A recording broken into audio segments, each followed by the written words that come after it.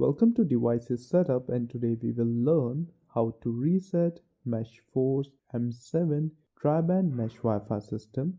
So we will need to reset our MeshForce Wi-Fi system if in case it is not working at all, or if in case you forgot your login username and password. So to start with, first make sure your MeshForce M7 unit is plugged in into a power source. Next, locate the reset button present on the bottom of the unit. Now grab a pin, pen or paper clip and put it inside the reset hole for around 10 seconds or until the power LED starts to blink green. Once it does, then release the pin and let the device reboot. It will then take around 2 minutes or more for the MeshForce to reboot.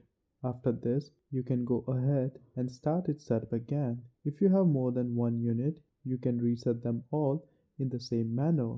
Lastly, if you found this video useful, then please do hit like and subscribe to support my efforts. Thank you.